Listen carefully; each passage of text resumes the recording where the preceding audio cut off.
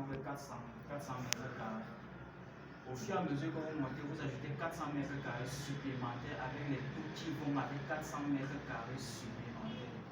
Ce qui fait donc pour un total, le total de superficie donc en réalité de ce projet, on est à 2476,15 mètres carrés à exploiter.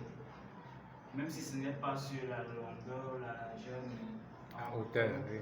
Le cumulé nous donne exactement cette superficie-là. Et lorsque j'essaie de regarder avec les plans de coffrage et tout ça, pour me fournir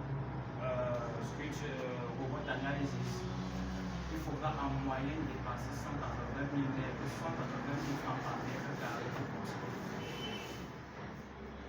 Sans boycotter. Si on veut que la structure soit ait une durée de vie de pratiquement dans les 96 ans.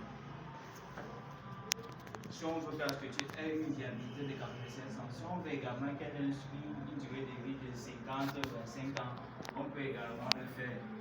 Donc, en fonction donc, de cela, les prix changent. Mais pour qu'elle soit hautement fonctionnelle sur le long terme, il faudra envisager 180 000 francs par mètre carré pour construire. Ce qui nous fera donc total pour un tel bâtiment de 495 707 000 francs. Réparti comme le président de l'État, vous avez là, dans tout cet argent-là, il faudra prévoir 2% de ce montant pour un terrassement qui pourra accueillir donc cette infrastructure. Un vrai terrassement. On ne va pas déniveler. Les gens qui partent avec les pioches là, on essaie de creuser, on dit qu'on est en train de terrasser. Ce n'est pas de ça que l'on parle. Il faudra compter 2% pour pouvoir terrasser et mettre, aplanir le terrain pour qu'il puisse recevoir donc la fondation.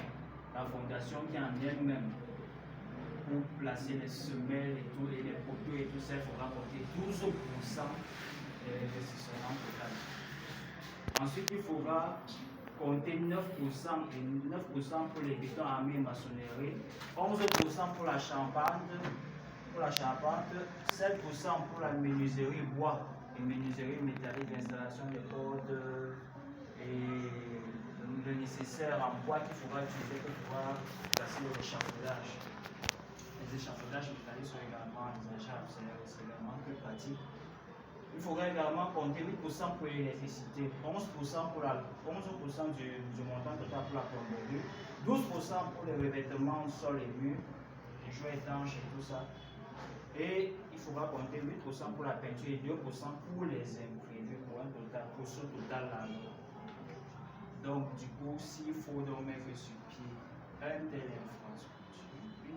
infrastructure, il faudra donc absolument prévoir un pareil montant qui est également variable. Comme je l'ai précisé tout à l'heure, tout est fonction de la durée de vie du projet qu'on veut mettre sur pied.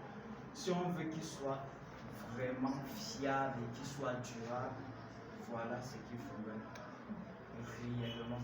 Mais maintenant, il faudrait revoir le dosage béton, dosage préconcret et tout ça, la qualité du ferraillage qu'il faudra utiliser, parce qu'il y a certains endroits où il faudra utiliser les fers de huile. On peut encore voir comment ajuster ça. Au lieu d'utiliser un fer de huile, on utilise 2 fers même de fois. Ça fait 6. Mais sauf que ça va rendre la structure un peu plus fragile. Et du coup, il faudra réduire l'espérance de vie du bâtiment. Donc,